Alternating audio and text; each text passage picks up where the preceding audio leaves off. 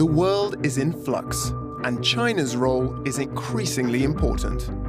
But in our Corona world order, getting reliable information from inside the country is difficult. What exactly is happening in China? And how should we deal with the country's growing influence? We put these questions to acclaimed artist and activist Ai Weiwei, once a prisoner in China and now living in exile in England. You know, there's so many human rights lawyers disappearing every month, every year.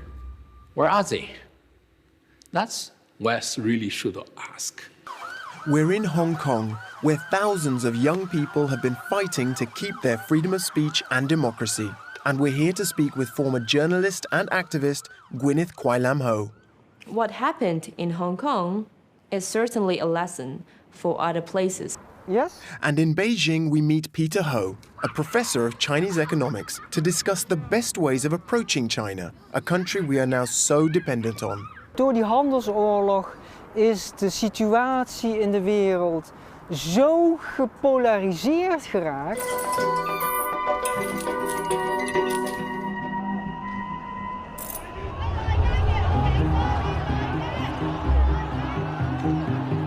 The battle for China's future role in the world is currently being fought in Hong Kong by thousands of young people. China's grip has tightened here since the beginning of the pandemic, and there's no sign of that changing. So, is China open to a dialogue? If there's anyone who knows how to deal with China and what's at stake in Hong Kong, it's Chinese artist Ai Weiwei. His critical artwork often got him in trouble with the Chinese authorities, and after a period of detainment, he eventually left the country in 2015. Can you go back? I think I can go back, but I don't know I won't ever can come out. Ai documents everything and shares his life and work with over 500,000 followers on Instagram.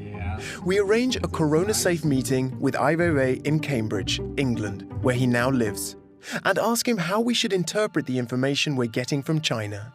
In China, very often information is not very clear, not only to the West, but to their own citizens, to Chinese people.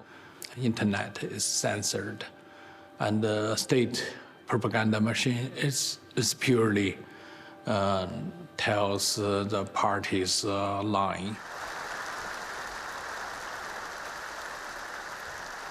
How do you think China has handled the outbreak of the virus? At the beginning, they have a great hesitating. Control the information is the very essential task for the party. So they don't see the information objective, but rather either it will hurt or benefit the party. Ai has been making confrontational artwork and documentary films for almost 40 years. That's a police car right next to us. Ai's studio in Beijing was a free zone in the city for many years, but in 2011 he was arrested and imprisoned for 81 days. Since the coronavirus outbreak, he's been analyzing the information from Wuhan, the city where the doctors who first reported the danger of the new virus were silenced. They delayed, that's for clear record, because they stopped those doctors to talk about it. They questioned them in the police station, asked them to confess, and made an agreement not to talk about this anymore. So that period of time gave disease a big advantage to spread. I'm sure it's not their intention. I'm sure they miscalculated the situation. I'm sure I think they regret in a great deal what happened. It's hurting the whole world, also hurting them deeply. But, you know, Communist Party, they will never admit this kind of mistake, you know, never. They are incapable in admit this kind of mistake. So the information we receive from China's official channels is limited and often to be taken with a grain or two of salt. In Wuhan, however, a small group of citizen journalists have gone in search of the truth. They share facts, figures, and images with the world via social media. 我昨天在同济医院里面又看见一具尸体了，一个这次是没有蒙脸，是坐着的尸体。怎么了他？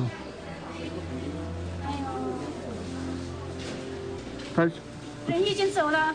不在了是吗？对，不在了，这是联系太平间的去了。但没找着车呢是吧？还，就在这把它放在太平间里。刚好冲到这边来，就是车子耽误时间。人已经不在了。走一下，发了病。看什么？我不知道他说的车是不是救护车，但是你想。 如果救护车专门负责运危送病人，这两天街上跑的真的救护车来回跑，尤其到晚上的时候，一片死寂，只有救护车来回跑的时候，多吓人，你知道吗 Have you followed the citizen journalism reporting from Wuhan? Yes, there are a few guys. They did the reporting. They followed the steps of me in 2008 in Sichuan. Sichuan had a big earthquake. In that earthquake, about 80,000 people died. And among them is over 5,000 students. They are clashed in state-built schools.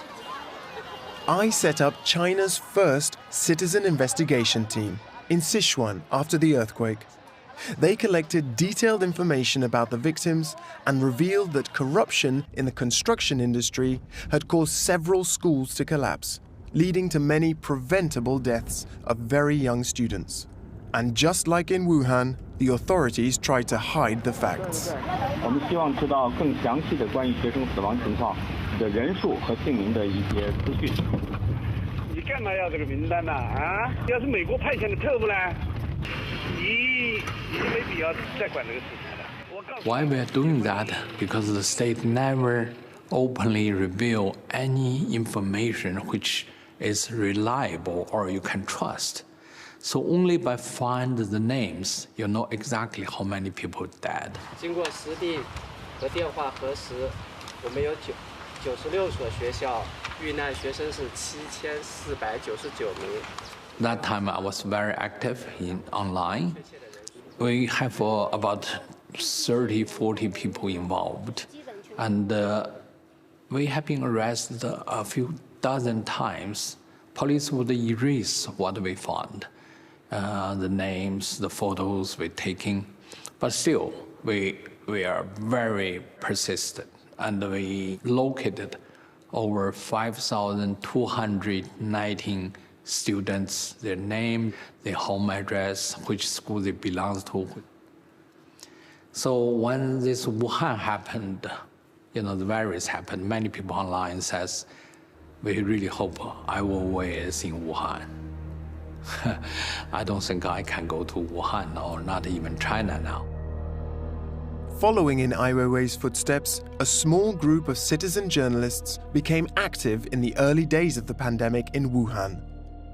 Since, once again, the government was releasing so little information, they took matters into their own hands and, at their own peril, went looking for the facts.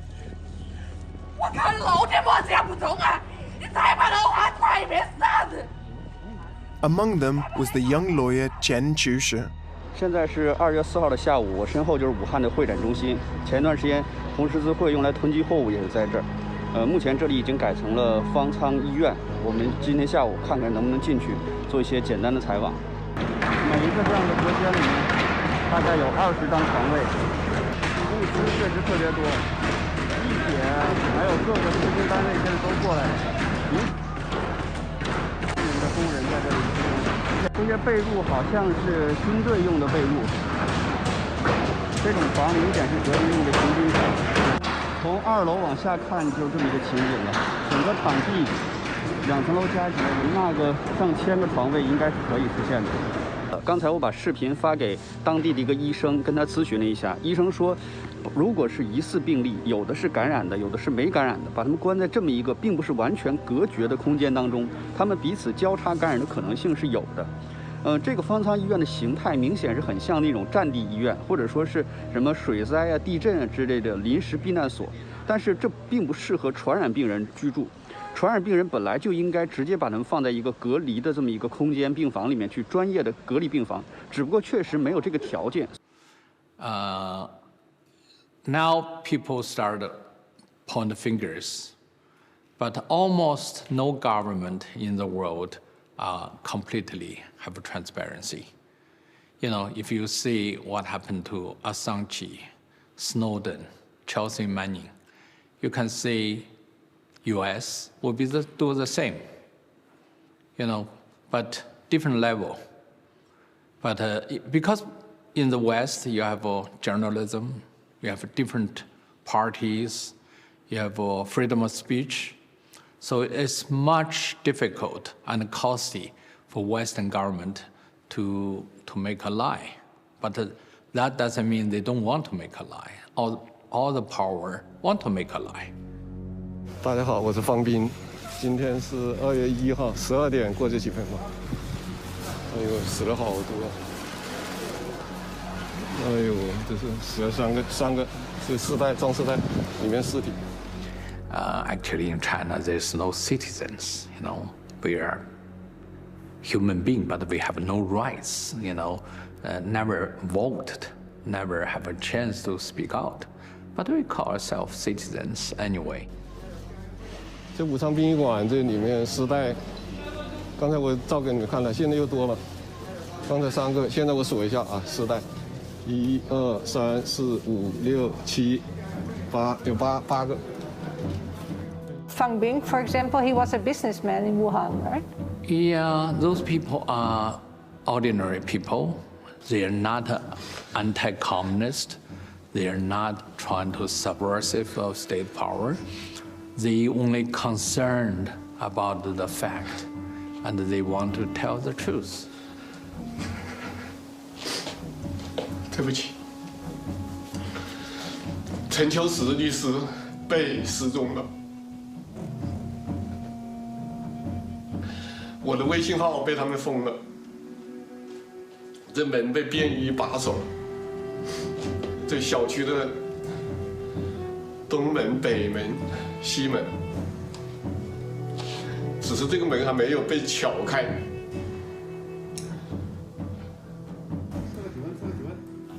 我能找那个叫什么？我今天拍的视频，你们妈这么快就找我来了？体温什么的，我体温没问题啊。那我们不放心啊。你们是哪里？你说清楚哪里的？你哪里的？你开下门，你开下门。不，你要告诉我是哪里吗？这种情况下，你会不会以这个名义隔离我？啊，不会，你如果说啊，那我这么说好了，如果说你以这为名隔离我的话，那我就那就是所有的人知道的信息人都是觉得你们以我讲真话，我报道真话，你们抓我。这样。那你负责人，你叫什么名字？叫什么名字对你有什么关系呢？你是哪个单位？我们工作人员，好吧。工作人员得有个名字，有个单位啊。你没有传递私人的住宅，不允许任何人上床，我有法律保护，好吧？存在床。你别过，They're being put in jail and disappeared. Nobody knows where they are. I mean, it's very, very strange when the West demanded the information and China would say, we are very transparent. You know all the information. But why they don't tell where they put those individuals? You know, there are so many human rights lawyers disappearing every month, every year. Where are they? That's West really should ask. And nobody asks. They take it as a very normal situation. That is bad because that sends a clear signal to China. They understand that the West doesn't really care. So those activists are still missing. There's no independent judicial system. They can arrest anybody. They can make anybody disappear. Make me disappear. I disappeared 81 days.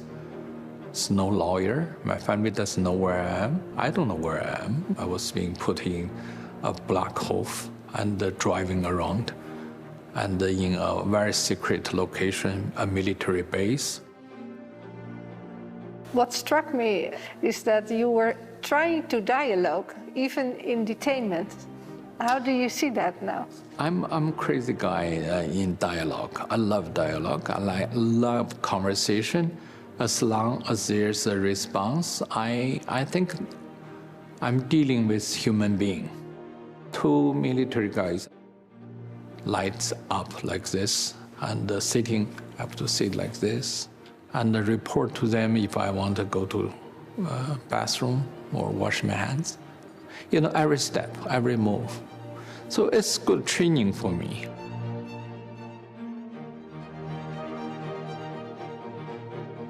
They said, Wei, sorry to tell you, when you go out, your son will never recognize you.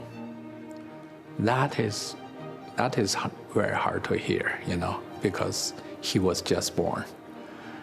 It makes me feel very sorry. I know they don't believe what they're saying. They're doing the job. You know, I feel pity about them, you know, why they have to do that.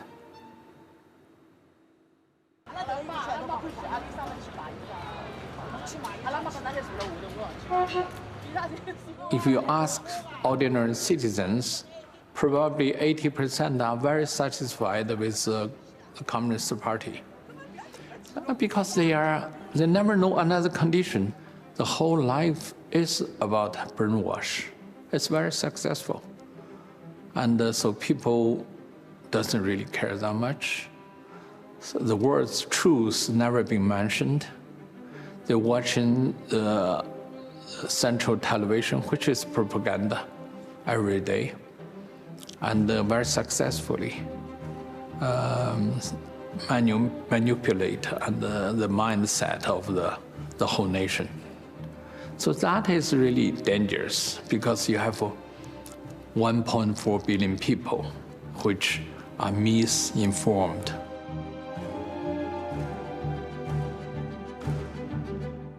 But what percentage of them follows the citizen journalist or is interested? 0%. 0%? Yeah, or below zero. Because the internet has been very well controlled. Strongest surveillance states ever created. China not only controls the information, the big data can control your facial image, fingerprint, your blood type, your living habit, what do you buy, and who you talk to, and where you invest, and how's your health condition. And all this are completely in state's hands. And that gives such advantage for them to maintain so-called stability. Each day, they are improving those technologies in information control, analyzing. Are we facing a future of complete surveillance? Oh, yeah, that's for sure, not future. We're in the present, complete surveillance. But Chinese people don't seem to worry so much about privacy. No, they are not worried. First, China never really had a private property. It's a communist society. And so once you have no private property, you don't have privacy. You know, you used to believe everything belonged to the nation, even your body, your mind. And China have 80 million communist members, 80 million, this biggest dark society in the world.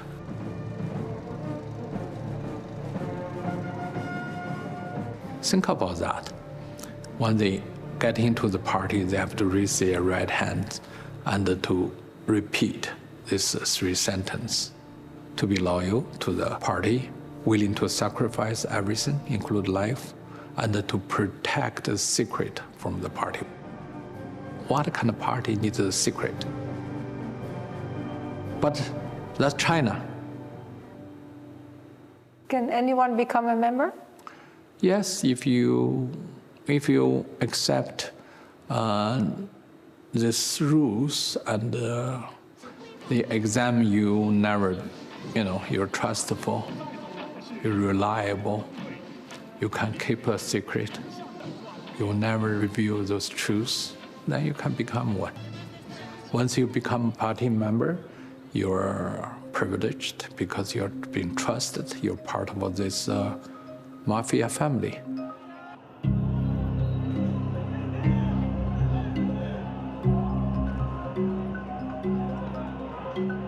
But there is one small piece of Chinese territory left which China doesn't have total control over: Hong Kong.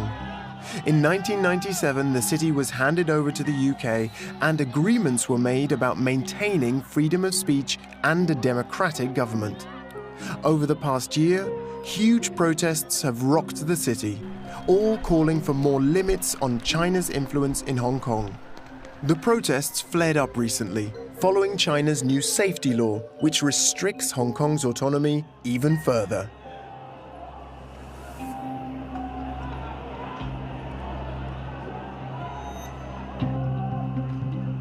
It's almost impossible to incorporate a city with this very strong tradition of freedom, of democracy, into this authoritarian system that they have.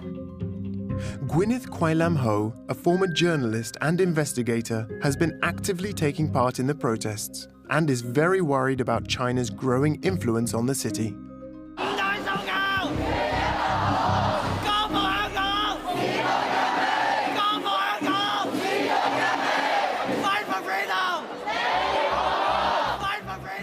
Actually, protests has never stopped in the city for almost a year already. Even during the pandemic of the coronavirus, there's still a lot of people, a lot of protesters and activists who try in every way to keep on protesting. Even facing the ban of public gatherings, which activists thinks that it's actually a ban that the government can use to suppress protests. But even in February, in March, we can still see, for example, vigils of sacrificed protesters held in different places, and riot police will come and disperse people with violence. As the coronavirus is getting more and more under control, we expect to see much more protest movement going on in the following months, especially when the government is now pushing through some other laws that restrict our freedom of expression. I think that would be another trigger for a much larger movement to come.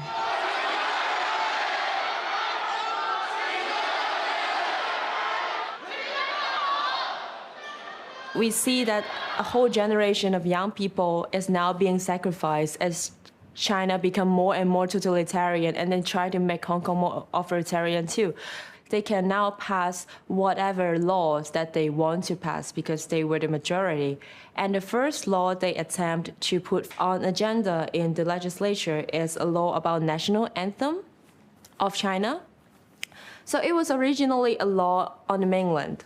But in 2015, when the soccer team of Hong Kong was in a match with the soccer team of China, there were some Hong Kong fans who booed at the national anthem of China. And then the Chinese government, they insist to introduce this law that prohibits people from booing the national anthem to Hong Kong. So any actions that can be deemed as insulting the national anthem can face a jail term of 3 years. So the society is worried that once this law on national anthem is passed, it will become a new tool of suppression of our freedom of expression and freedom of protest.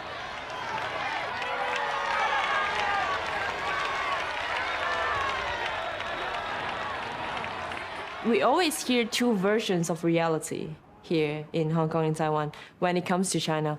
The first version is the version put forward by the state media, that everything is fine, that all rights in the world, right? But we always hear a much more dire version from those rumors coming out from the society of China.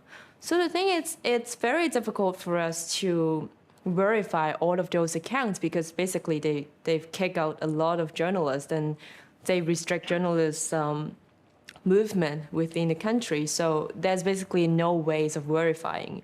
But we always give the benefit of doubt to this kind of rumors that actually come from the people, not from the government.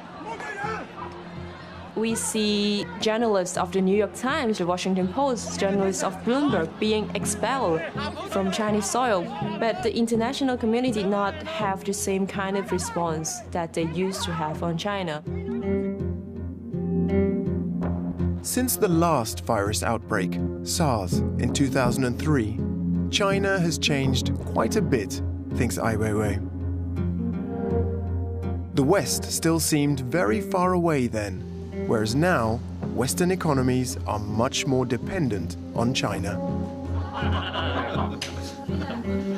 哎呦，这也属于反贪局的这个，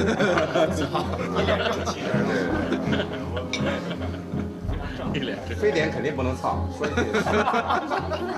非典不能操。大师，42宝。非典呀，非典跟我没关系，他会离我远远的，以毒攻毒。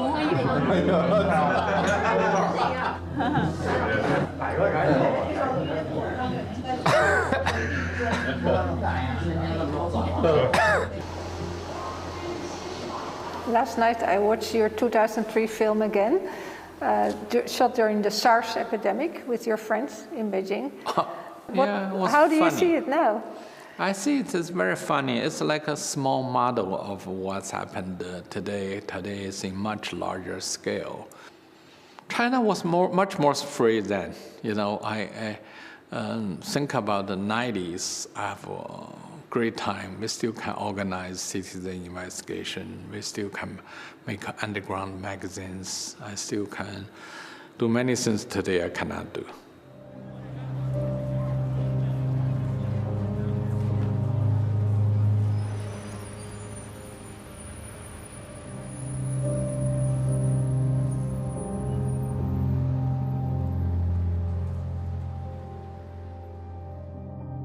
We all know China become so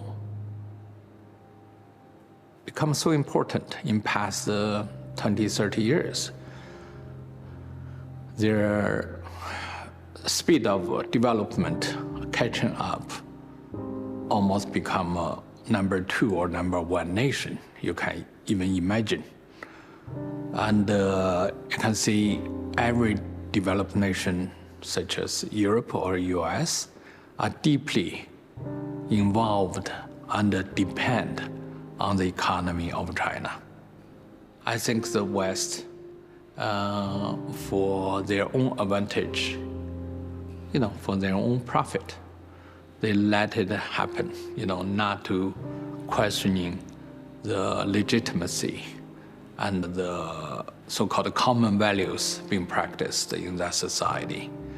So human rights condition and many, many other conditions has been neglected by the West. They think that's fine as long as we have the deal. You know, there's a lot of profit, a huge profit, when the West dealing with China, because you never met such a big labor market and also deeply want to work. You know, everybody wants to work in China, and they work very efficiently. They are good workers. They are, you know, they don't have protections. You know, there's no union in China.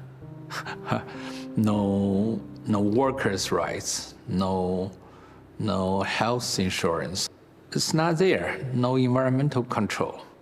So all the things the West cannot develop or doesn't want to develop because there's such little profit, they would like China to do it, and China did it very well. Now China become very big. They want to get into high techs, so they don't have to produce jeans or socks or sunglasses or something.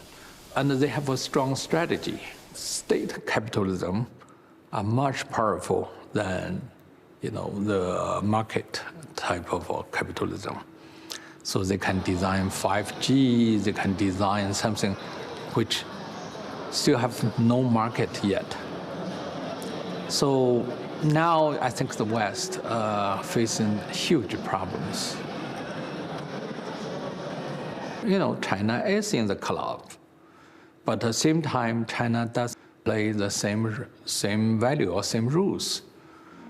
They don't have a clear ideology and principles, no ideology at all. They just said, let's be rich. That's not an ideology. So what to do?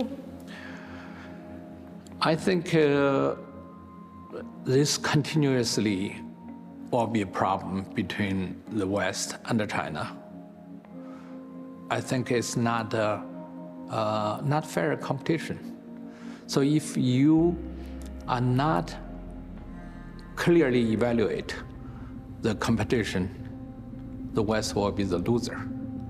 The economic expansion of China has a political agenda in which Western ideas about civil liberties and human rights are not priorities. But Peter Ho, professor at London School of Economics and Tsinghua University, doesn't believe the rise of China automatically means it will dominate the global stage. He says China is looking for partners and new forms of international cooperation. China heeft eigenlijk al een langere tijd dat ze eigenlijk aan het proberen is om zich een rol aan te meten als verantwoordelijke mondiale speler op het wereldtoneel. En ik denk dat een heel pregnant voorbeeld daarvan is eigenlijk de Asian Infrastructure and Investment Bank. The Chinese president launched a new international bank on Saturday in Beijing that's being seen as a rival to the US-led World Bank. US opposition has failed to deter its allies from signing up to the Asian Infrastructure Investment Bank, including Australia, Britain, Germany and South Korea. Toen deze werd opgezet, was er eigenlijk heel veel kritiek en argwaan vanuit het Westen dat dit een soort van geopolitiek speeltje van China was. En in zekere zin was dat ook zo. Over the last 3 decades, we managed to lift 600 million people out of poverty.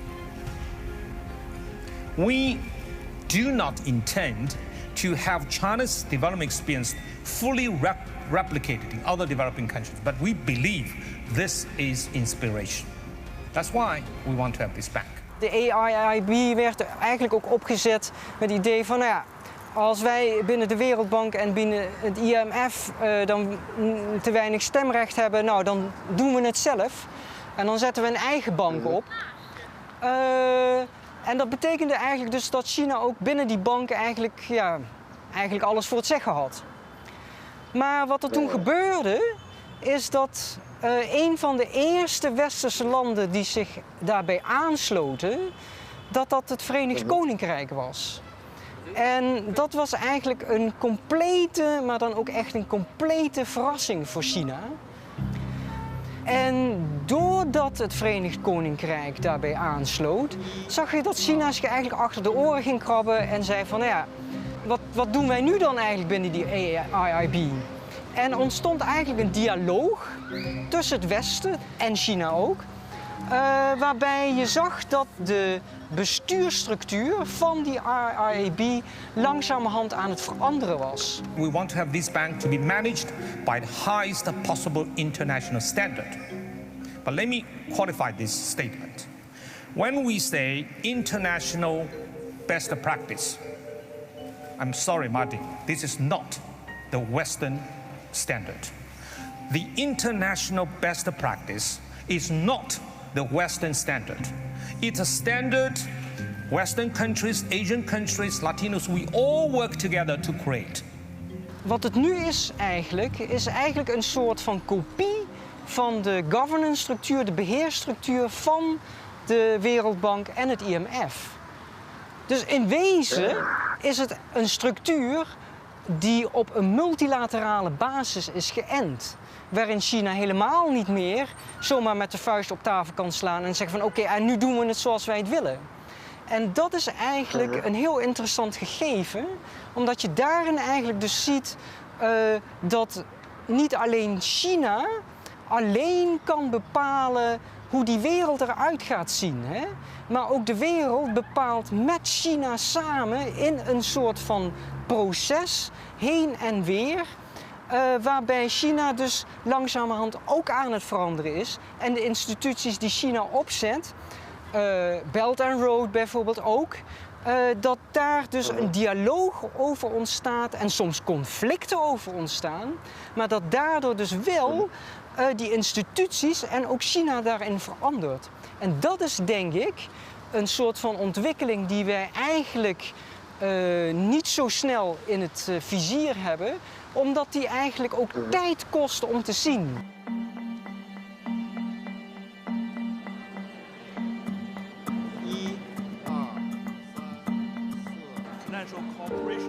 Since 2013, China has been working steadily on its ambitious Belt and Road Initiative, involving investment in new infrastructures that connect nearly 70 countries.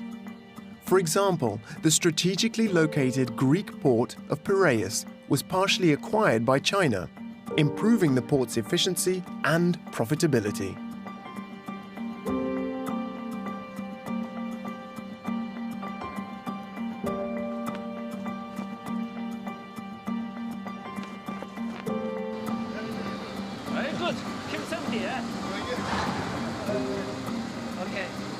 Als wij terugkijken zo'n 6 of 7 jaar geleden, dat er toen ook een situatie was waarin veel meer die dialoog aan beide zijden kon worden gezocht. En ik denk dat juist het afstappen van de angst voor een soort van geel gevaar, zeg maar, dat je daardoor misschien ook makkelijker toenadering tot elkaar kunt krijgen. Als je gaat kijken in China en je spreekt eigenlijk met de intelligentsia of je spreekt eigenlijk met politieke leiders of leiders die in overheidsorganen zitten, is als je bijvoorbeeld kijkt naar een institutie als het Hoge Rechtshof in China, dat je te maken hebt met een aantal rechters daar die vaak niet alleen heel hoog opgeleid zijn, maar vaak ook opgeleid zijn in het Westen. Dat zijn vaak mensen die afgestudeerden zijn, soms een promotie hebben behaald aan Harvard of Cambridge.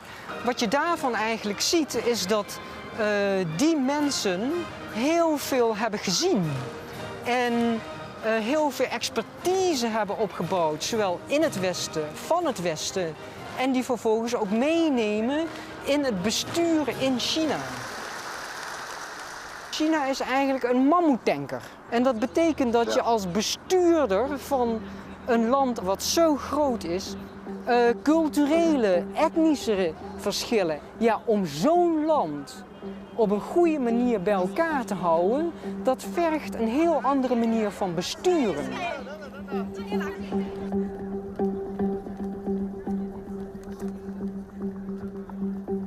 China did many things which also impossible. They maintain very little poverty. Principally, they try to make the nation become stronger and everybody can be benefited. But in the reality, there's so many things they cannot control either. Like the system corruption. That means they have to maintain that way to make the system move. Because they don't have a clear ideology and principles, no ideology at all. They just said, let's be rich. That's not an ideology. It's almost like American dream. So under that, anything goes. It's a wild jungle.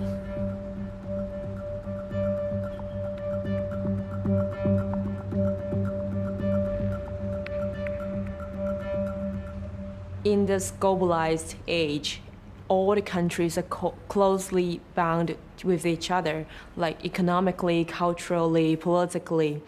The thing is, if you, as a foreign country, do not take the human rights violations in China seriously, you will ultimately be harmed by it. 这么多，就真的死了。这是几件？就昨天的事吧。 The coronavirus is, of course, the best example. If the international community is much more stronger in their condemnation when China is expelling journalists, for example, when China is jailing their own journalists, when China is forcing all this major international news outlet out of China and even out of Hong Kong, they would not be so successful in covering up all these things.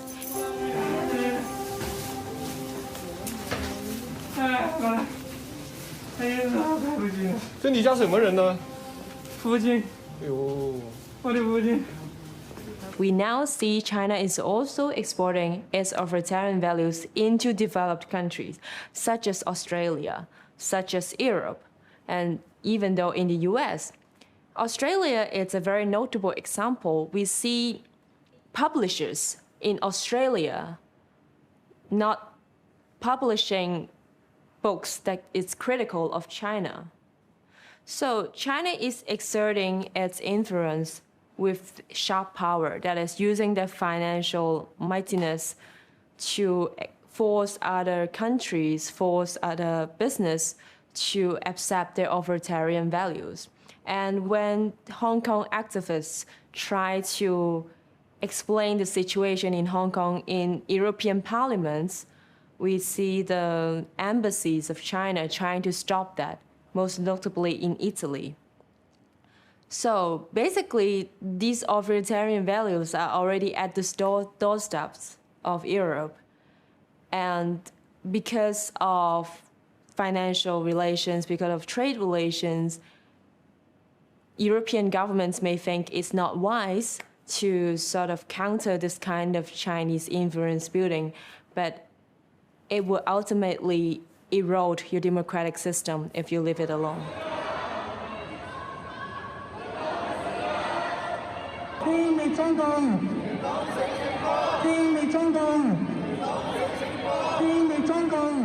What happened in Hong Kong is certainly a lesson for other places, because we now see how China is trying to exert its influence in different European countries using different tactics. But most of those tactics they have tested in Hong Kong already.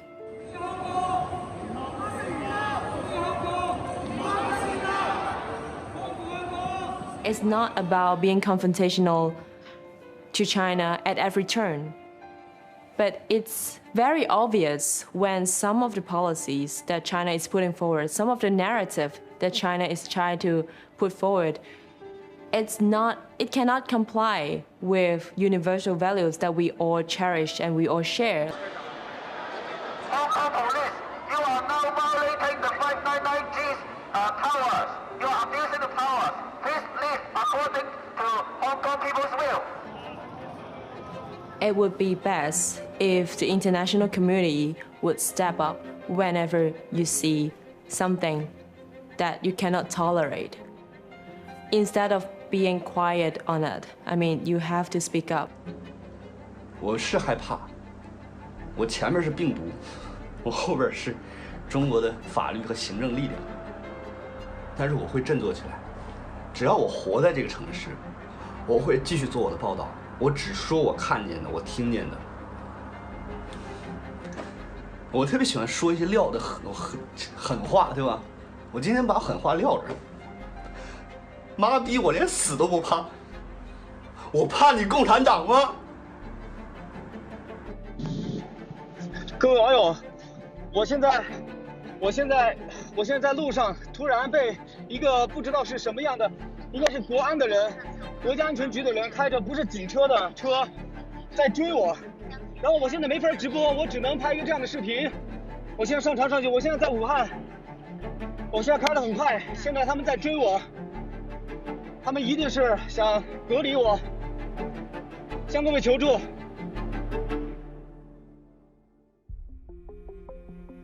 The citizen journalists in China have received little support from the West so far. There's no European Union. It's just totally break, and they act their own interests. And you see how deeply Germany sunken into China. You know, German industry have clearly announced their future depends on China. And other nations, of course, they follow. England, France, and other nations. Every nation in Europe gave up or partially gave up their principles. Just try to grab the profit.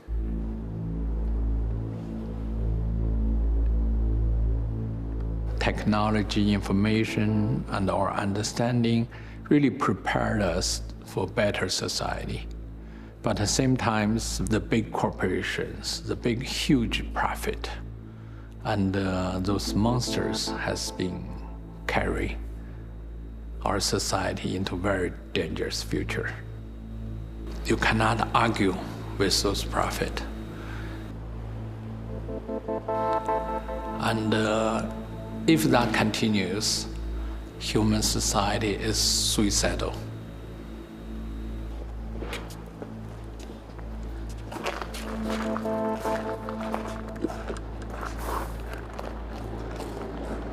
You think what is more important, confrontation or dialogue? I think confrontation also is kind of dialogue. And sometimes you can have a peaceful dialogue, but sometimes you need confrontation.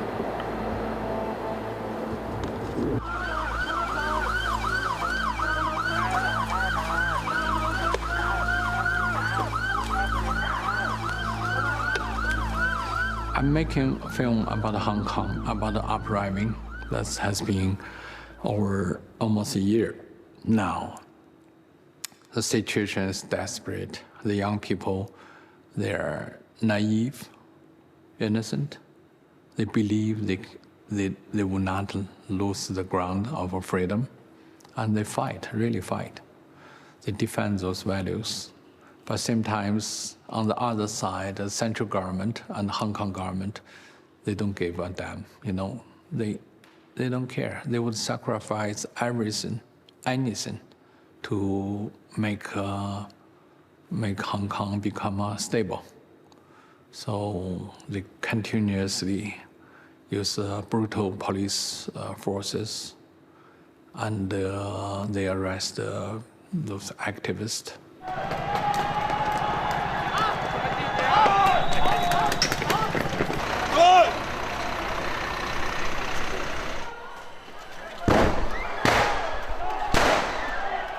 For us, it's either to fight, to stand up and fight, let's say, or to accept this total loss of civil liberties and of the rule of law and of all the universal values that we once enjoyed in the city. So it's not a question of whether we will win or not. It's a question of if we do not fight, then we will lose everything.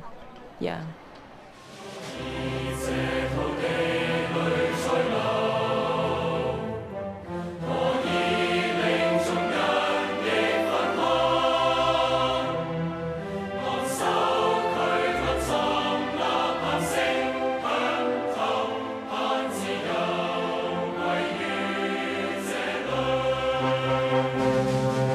You know, it's very hard to fight with state power because they are professionally hired to to do their job.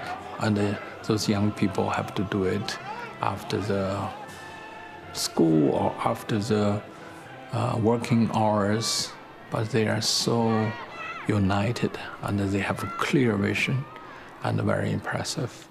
Very brave, huh? Brave, intelligent, determined, but the end could be very sad.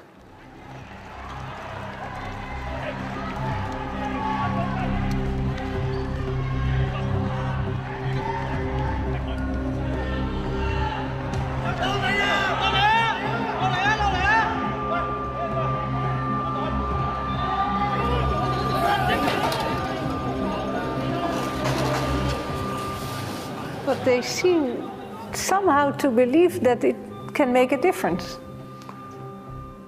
They are making some difference because this whole generation become more clear about who their enemy is and how impossible.